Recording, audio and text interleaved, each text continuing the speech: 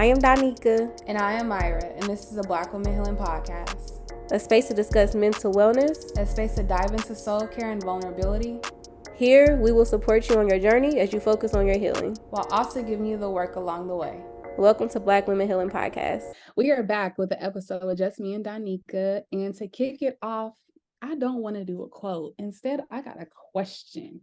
It's a question that's been on my mind. What is something that you feel like a lot of people can't live without, but you feel like you're fine without it? Like for me, all my friends are like earrings and lip gloss. Like I'm not going out the house without earrings and lip gloss. And when I don't wear earrings, it's not a thought on my mind. I'm more so a necklace and bracelet type of girl. I realized that about myself. Like I used to be an earrings girl, but it wasn't by choice. It was more so like, that's kind of just, I feel like for me, like Black culture, like that's a thing. But I feel like I could live without it. I don't have to have my earrings and my lip gloss. I'm fine. I'm fine. I don't know. Just what I'm thinking about.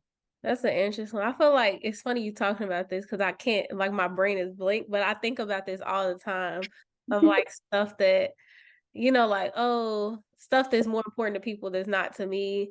And obviously stuff that's more important to me. But when you talk about just like this, I guess, cosmetic hygiene piece, if you see me, I'm going to have a purse. Like, oh, yes. I'm a first girl. But look, I know people and even women who walk around just with like no purse, or they'll just have keys. Like growing up, I remember some people would just put that little clip on their belt, and I'm just like, how could you walk around like this? What if something? Don't you need something?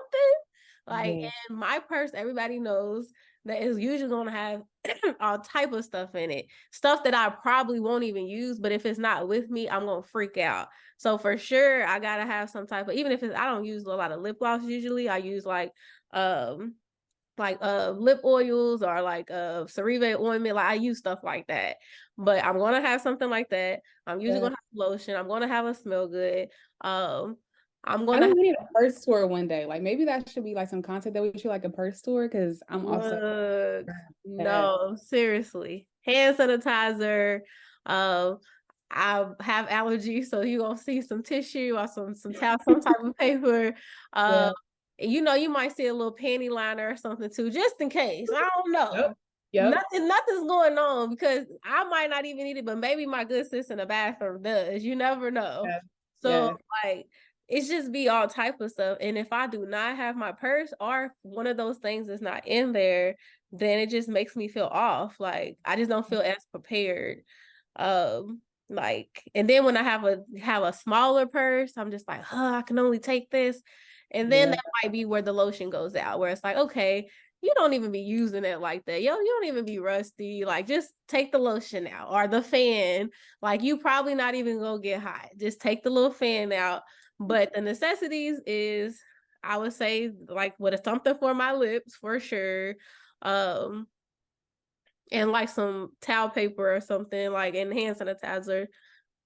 I would say those are like for sure. Don't tell us everything because we're gonna do a purse tour. Like we're gonna do a purse tour, y'all. But this is definitely gonna be one. You're not gonna see me without a purse. That's just what it is. It's funny that you say that because funny story, I literally didn't carry a diaper bag because I was like, that means I'm gonna have a diaper bag and a purse. I'm carrying a purse. Like literally, I found a bag that held diapers and wipes, and it had an extra onesie just in case. And I made sure I had a purse that was big enough to hold a bottle should I need it. But I was like, I'm not carrying no ugly ass diaper bag in my Louis Vuitton bag. Like that is not going to work because I'm really a purse girl. Like my friends are always like, how many purses do you need? Well, I need as many as I like because I love the different types of styles, and I'm not into like cheap bags. And what I mean by that, like I will get a bag from Ross or DD's. I don't mean like that. I mean, I need a bag that it's gonna have my compartments in it. It's gonna make me excited, like that. I feel like the cheap bags don't do it. Like the ones that are real basic and got no compartments and got no pockets, that's boring. That's cheap.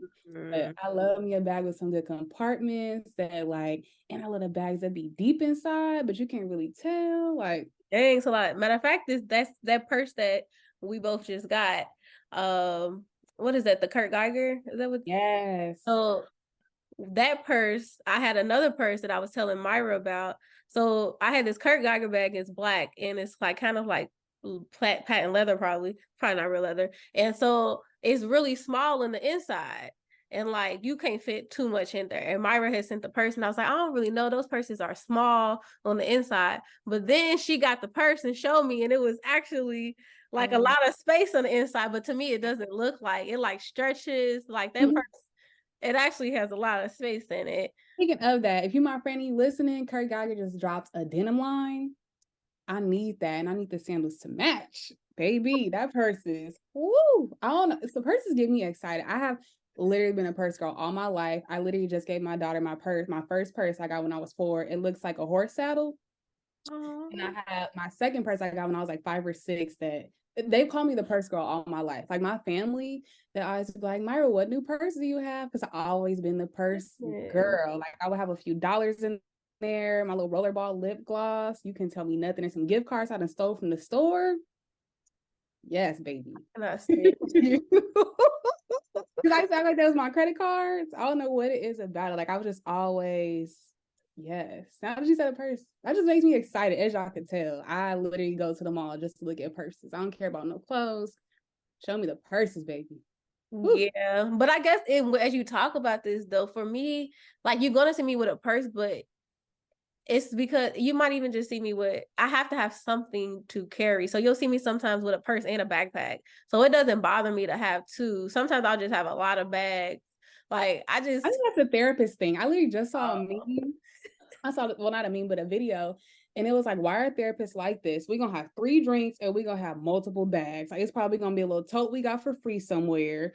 It's probably going to be a little backpack, and then it's going to be our purse. And then the drinks is always going to be like a tea, a water, and maybe like a juice. Why are we like that? I think it's being trying to be prepared. You just never know how your day is gonna be, you know? Like you just don't know. And then when you don't have it again, it be that day you don't have it, and now you want to have a juice. I don't even drink juice. Now I want to like, oh dang, I should have brought that. Like it's one of those that trying to just feel prepared. But yeah, I would say that as you like navigate like through life and as you get older, you start to think differently about what you keep in your purse, right? Because like I'm thinking about like when I was younger, I didn't carry lotion in my purse, but now I'm always have lotion in my purse.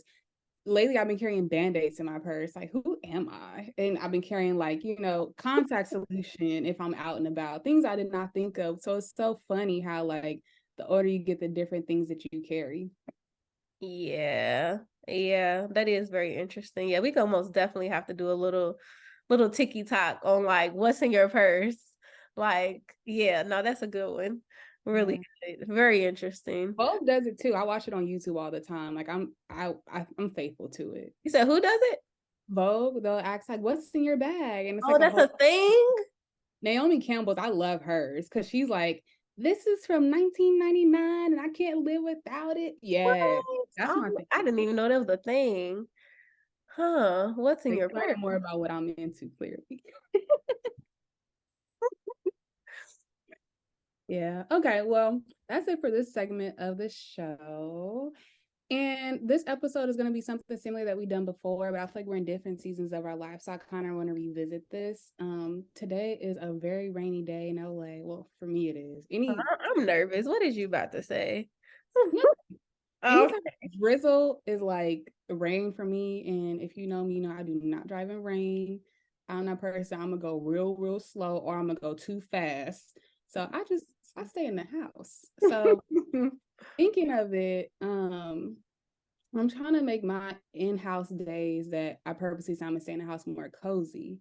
So for this episode, I want to focus on the things that bring us comfort. So usually when I go to get coffee, I'm an iced coffee girl, whatever. But today I did something different. I went to Hilltop and I got a hot eggnog latte. Well, I didn't go because like I said, I don't drive in rain.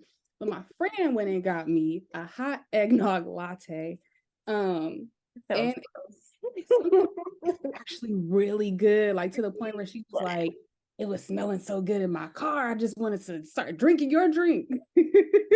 It smells freaking amazing. It sounds weird, but I just tried it, so I was like, let me try something different. 10 out of 10. It's really good, y'all. But I say all that to say, oftentimes when you think of things that bring you warmth, you do think of like hot drinks. So I kind of want to have a conversation about like what are other things that kind of bring you comfort just in this season. We're moving into the holidays. It's colder weather. I'm also trying to be thinking of things that like bring me comfort on a day-to-day basis if I so choose that. Besides hot drinks, like I want to have more in-depth conversations. I want to hear what other people enjoy so I could try it out too. Yeah. Yeah. No, I mean, interestingly enough, yeah, it's most definitely raining where we are. So in LA, or Inglewood, because actually I've had some clients today who's told me that it's not raining where they are. So it's raining where we are. And I love days like this when I'm inside. Uh, Mm-hmm. and interestingly enough, I guess I do think of not a drink, but just like warmth in like your clothing. Like I've been like really loving like to snuggle up in a sweater, and even in the home, or like I'll turn on my little heater, my little fireplace, my little man-made fireplace. Um like stuff like that. So warmth does come to mind, but I guess as you're talking about this too, which I guess is still warmth too. I'm just thinking of like, You need to remind me, I need to turn on our fireplace because I have a you have fireplace. a real fireplace. Yes. I We can't wait. haven't used that fireplace since I was like Yes. first moved here. For context, y'all, I'm back in my part-time childhood home, which is now my full-time home, here with my dad. And yeah, we haven't used that fireplace since. That's gonna be so nice. We're Um talking about in the fireplace, not a fireplace, but a fire pit in the backyard. As it gets cold, so we can do like s'mores and stuff and have people over. yes, I love stuff like that. I don't know why warmth is a big piece of like comfort. Even if it's not like super cold. I mean, I think the cold just makes it even more comforting, but just warmth in general, I think is just like it's a comfortable feeling. Uh, cold is not. Like I haven't I mean, even when people do like the cold, you don't hear people saying like, "Oh yeah, when it's cold, I'm comfortable." And it's Like, interesting to me that people travel for the cold to be in the warmth, if that makes sense. Like people literally travel to be in cabins in the warmth to watch the cold. When I'm like, I don't want to do that. Like I've considered it, but like I've spent winters in Chicago. I think I'm good. I think you good too. Yeah, that's oof, oh my goodness. I've only had one little experience in Chicago where it was really cold like that. And I remember being like, nah, this Yeah. can't be it. This can't. I'm not doing this. Um, Mhm. but I'm also thinking about like touches from people, like hugs and cuddles and all those types of What's the things. such thing to be touch deprived? What'd you say? Did you know there's a such thing as being touch deprived? I've been reading more about that, and it's just been making me think about like the people that do feel touch deprived and how you even like navigate that. I don't know. It's something that's a little bit more new for me. Um, but I have been like trying to do like my own little research around it, and because I feel like some of my clients like describe it, but I didn't know there was like words to put to it. And it's making me think about how in this season in particular, people might feel a little bit more touch deprived if they're not having contact, with family and folks like that. And even make me think about how social media can make you want that even more. Because if you think about November to February, what do those months usually represent? Coming together with people, with a person, and it's It's everywhere in true. your face and reminding you that if you are in a season where, let's say, if you live far from family or you don't have family, it's a reminder that you're touch deprived because it's a feeling that you have, but then to see it in your face is like, ooh, What is the feeling people are describing as touch deprived? like it's like a yearning to feel to be hugged. Oh. Yeah. I mean, I think people forget you can hug yourself, but it's that Oh, sense of goodness. having someone else. Yeah, it's not the same thing. It's the feeling of having someone else warmth and comfort meet you. Never hug me. Huh? I just had to hug myself because I never hug myself. That's funny. I never hug me. But I can, even you saying that though, it makes sense. Like, yeah, that you can be touch deprived. Like, I mean, anything you can feel deprived, but like in thinking of even this warmth piece I'm talking about, when you Mhm. are being touched, regardless if it's a hug or cuddles or just like a simple hand on the shoulder, like anything like that, like it does feel comforting a lot of times. Sure. I mean, you do have some people who are just like, don't touch me. Some Mhm. people don't like to be touched, but I feel like it's usually like some other roots of what's going on there, right? Even that. So I was watching some videos on, because TikTok is my Google. So I was watching a video on TikTok, and in the comments, a lot of the people were like, it's crazy because in my mind, I'm touch deprived, but when it comes to the feeling, like I don't want nobody to hug me. And I was like, okay, I really got to do some more research to fully understand what that means. Because other people were commenting back, like, I feel the same way. Like in my head, I'm yearning for someone to touch me, but the thought of someone touching me, I can't get with. It's And some that's deep-rooted difficult. feelings. Yeah, it's some things there that are deeper. Like I'm not saying that we all like the norm should be everybody wants to be touched all the time, but at the same time, when I hear that, it makes me think of like some deeper things, right? Like what's really happened as far as like learned behaviors, childhood trauma, abuse, all those pieces. What is your relationship to touches, unsafe touches, safe touches? Like, what have you been taught about this, where it is uncomfortable, but yet you want it, right? Yeah. Like, Yeah.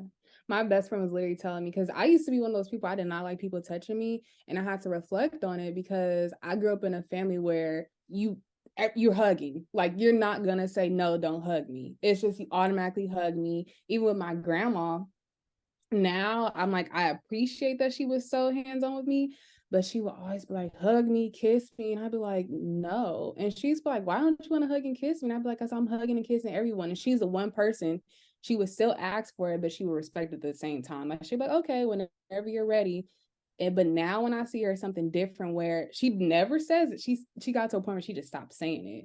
But now I go feed her lunch and dinner. So whenever I go see her, like I just do it because it's like it kind of replays in my head of her being like, "Are you gonna give me a hug or a kiss?" Even though, like I said, she stopped saying it, but now I want to do it because you're not pressuring me, you're not asking me to do it. Whereas the rest of my family, it's like you kind of just do it, and it feels like icky because it's like you didn't even ask me, you just hugging me and kissing me. Like don't do that. so that forced piece of it. So it's like Yeah. you did get a choice. You like, all right, nobody, don't like nobody touch me. Like, I'm fine because you kind of have been forced into it. I love the way your grandmother handled that too. As far as like you said, she just started giving you the option, like, okay, well, when you're ready, if you want to. And now look at you, full circle. Now you hugging her. I wonder if she doesn't want you to touch her. Yeah, and it's so crazy because I go, like I said, I go feed her lunch and dinner. And each time I'm like, all right, grandma, bye. Like it's a natural thing, like I'm gonna do it. Because she was respectful of my space. Like she always be like, okay, whenever you're ready, like I'll be here. And she would ask, Yeah. right? She wasn't like, you gonna give me a hug or a kiss? She'd be like, can you give me a kiss? Can you give me a hug? And I'd be like, no. And she'd be like, okay, that's fine. Shyla. Shyla. That is your child. Now, like being a parent, like it's so interesting because I see myself in my child. And I was around some family, like it's my cousin's baby shower a few weeks ago.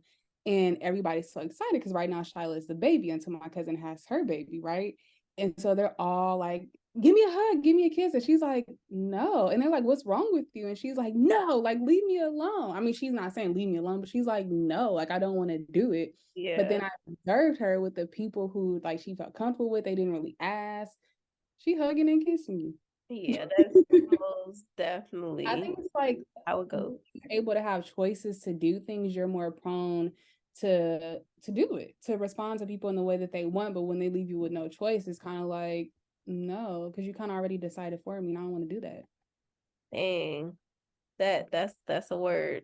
Because I agree. I do think that's true. Because even if you notice, if I come around, I'll just be like, hey, okay. And then if you move on, then eventually she starts warming up and how whatever when she's ready, like you said, what your grandmother said, when you're ready, then you can. Like the space is open, but you don't have to do these things. Like there's nothing written in stone, but I think especially with kids, is like they're not supposed to have agency over their little lives. Like it makes people feel uncomfortable when kids don't want to do something, especially like things like hugging and stuff, because I don't know why people think that kids are supposed to be like just super of like, what's the word I'm looking for?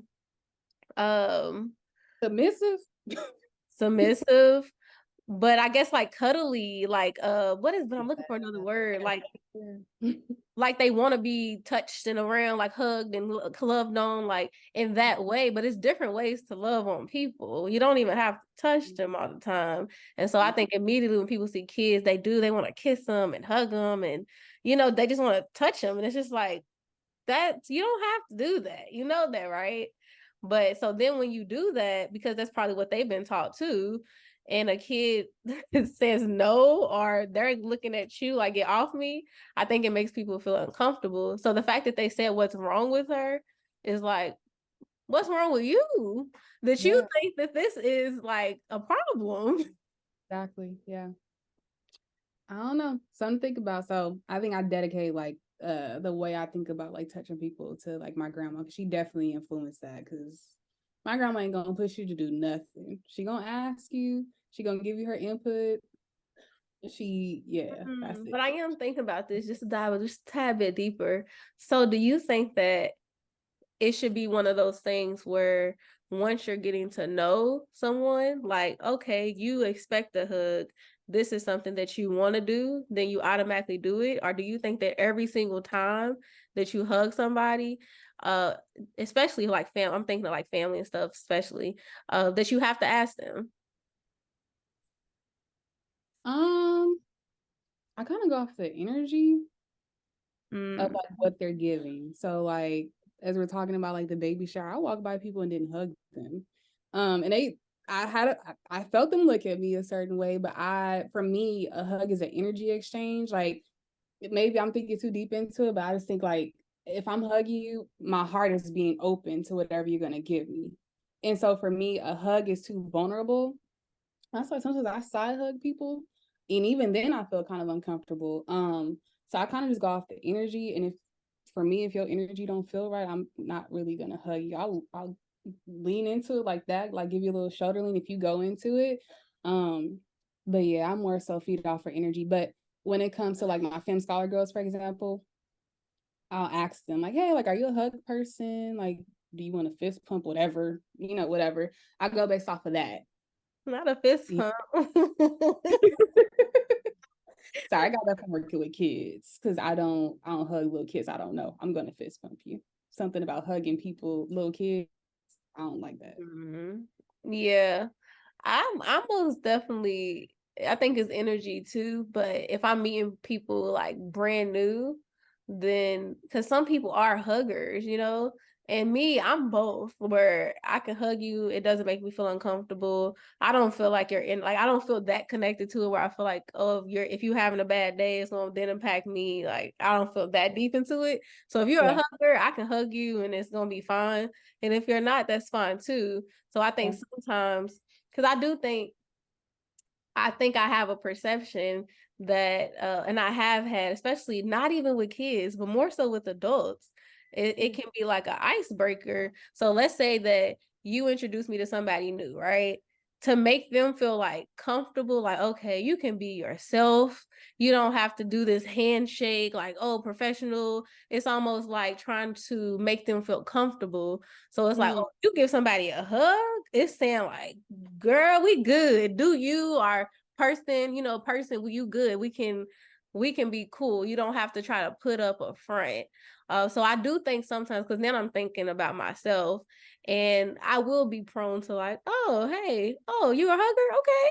Hey, but if you like put the hand out, Yeah. you have you noticed that I do hug people? Mm-hmm. I'm trying to think. Who have you seen me hug? I think I've seen people at all my events. Because I observe people too, like when it comes to, I don't know what I've always been this way about hugging. It's just, I admire people that think like how you do, but it's just something about it. Like I'm not going to give you permission to rub me in that type of way. It just feels weird. Like I've even been in situations where people be like, oh, and I just be like, I'm sorry. Here you go. Because it's like, I don't feel like this explaining, oh, I don't like hugging people, it's too intimate. You shouldn't have to. And I think that's the difference too. Like, like I haven't come across that, but I guess if you put out a hand, I'm not gonna be like, oh, so you don't want to hug me? Like, I don't care. Like, why am I caring so much about how you want to be, cared for, or like, why do I care that much? I'm not gonna be mad if somebody doesn't want to hug me. Now that COVID is a thing, I feel like people have taken a step back a little bit. Ooh, that too. That is Prior to COVID, I feel like people were hugging me all the time. And I was like, does my forehead say hug me? Like, what is happening here?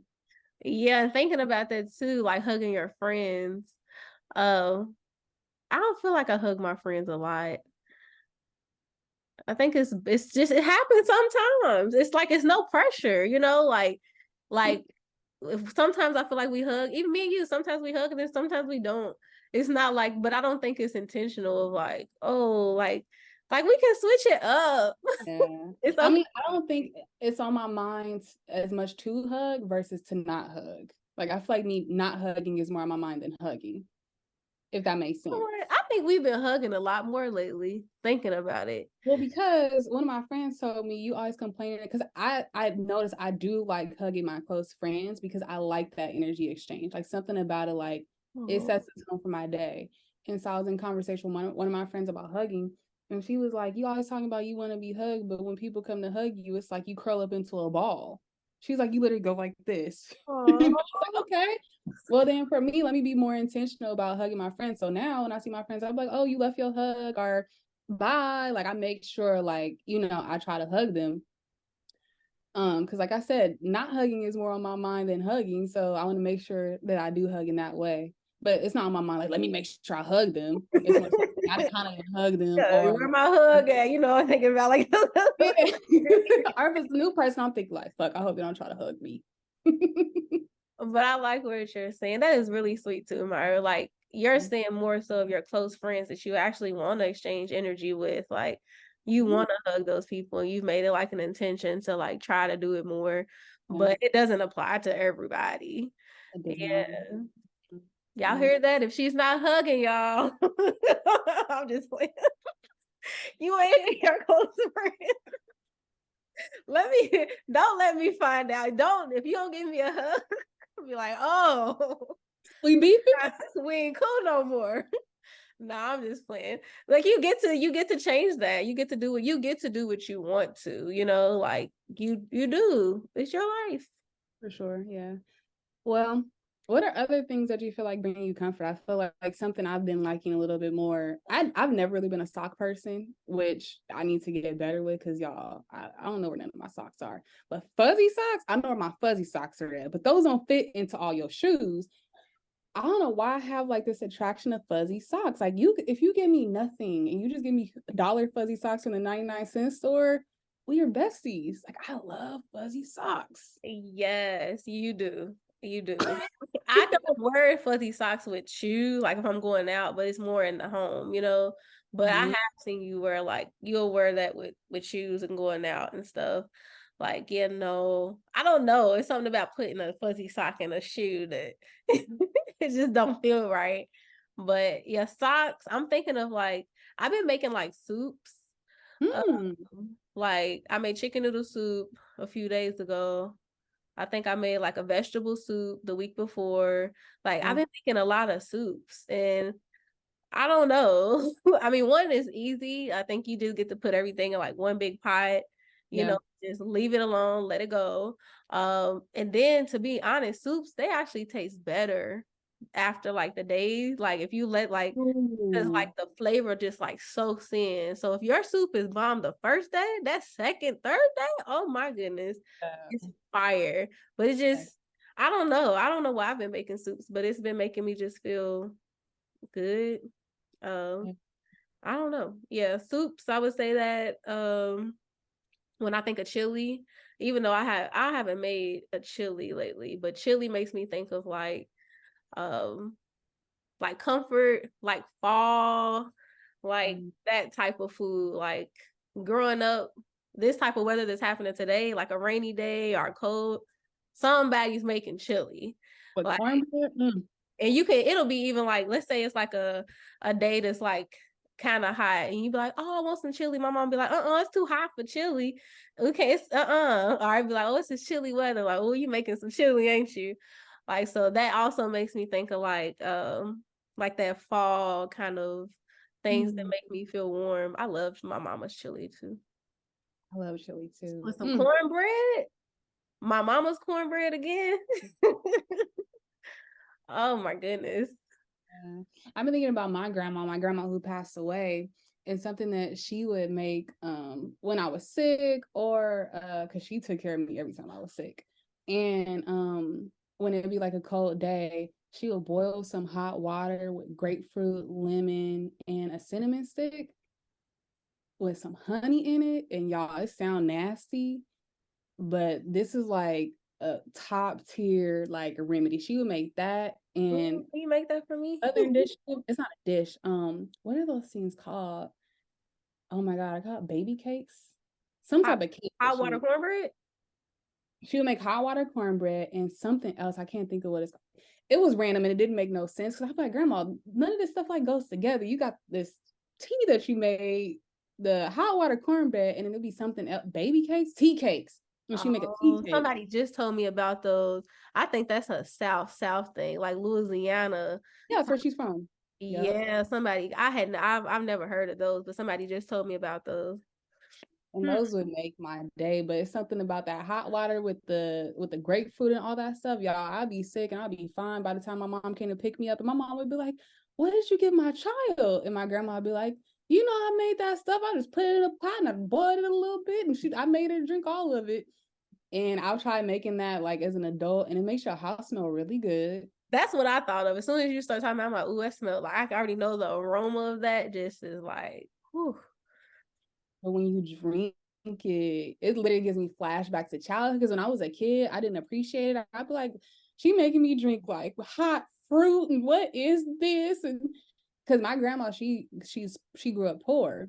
And so for me, I'm like, she just taking scraps of shit and putting it together.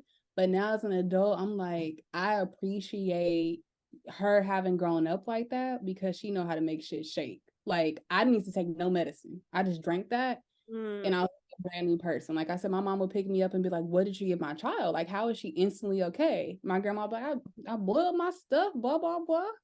So go ahead, tell us the recipe again. You said grapefruit. It's grapefruit, lemon, a cinnamon stick, and then you mix it in a cup with a little bit of honey. I feel like I might be missing one ingredient, but from what I remember, this is how it go, y'all.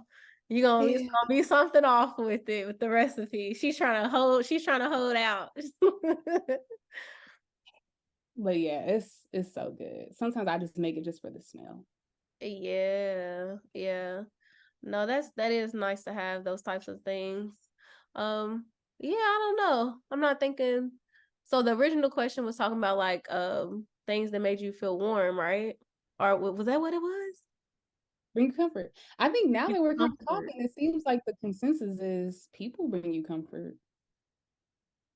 Because everything we kind of talk about is connected to people in some type of way, whether it's grandma, whether it's like chili and family, things like that. So Well, no, we talked about like different items, clothings and things like that. I think the source of it is family.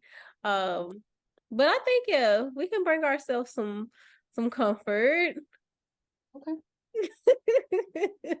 I think we can for sure too. I mean, like I said, putting on my socks feels good sometimes, and just laying on the couch. I just laid on the couch the other day and was watching that new show. I think it's called like Black Cake.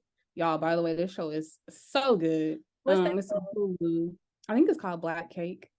It's about a lady who passes away and tells her kids that the identity she was living was not true. What? Yeah. It's a book also. I think it's called Black Cake. Yeah. But anyway, is it scary? Yeah. No, it's not scary. Okay. Start too, because I can't. If it don't start off good, I'm not gonna watch it. I know it's so hard to get into movies and shows nowadays because our stimulation is so like, because there's so much content been putting out that I think because of that it's like hard to get into stuff, you know. Yeah.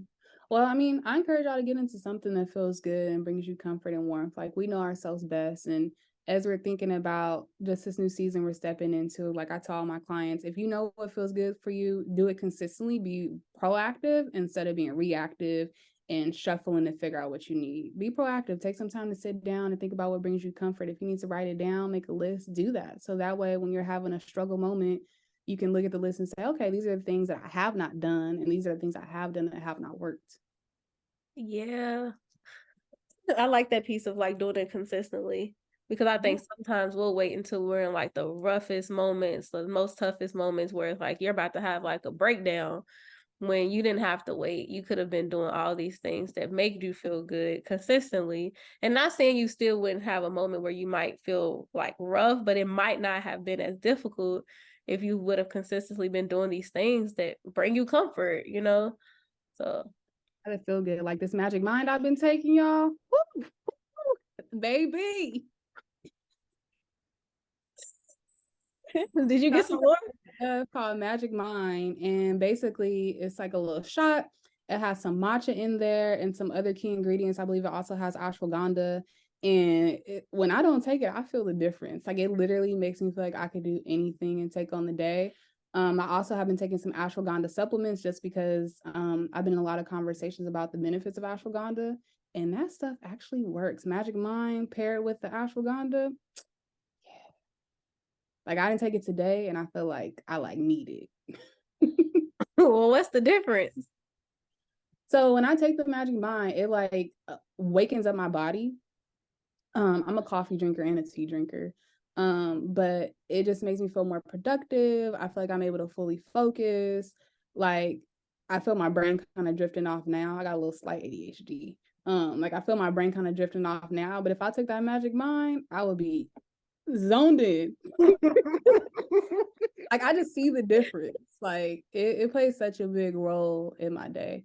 And at first I thought people were just like saying that, but after taking it, I'm like, oh, okay, this is an investment. Okay, so we most definitely gonna share more about Magic Minds. Because yeah, Myra, she's the proof that it actually does work. I haven't tried it, but I most definitely believe Myra. Especially because I mean, just like because she drinks coffee and tea and all that. And to be honest, in our last meeting, I could tell you was more focused than I've seen you. Like, I was like, oh, oh, okay. So yeah, no, it's I believe it. It's real. Yeah. All right, y'all. Well, I think that's it for today's episode of Black Woman Healing Pod. Be sure to check out our book at Urbana Goods, and be sure to leave us a review. We are trying to get our reviews going up, y'all. So be sure to do that, and we'll see y'all soon.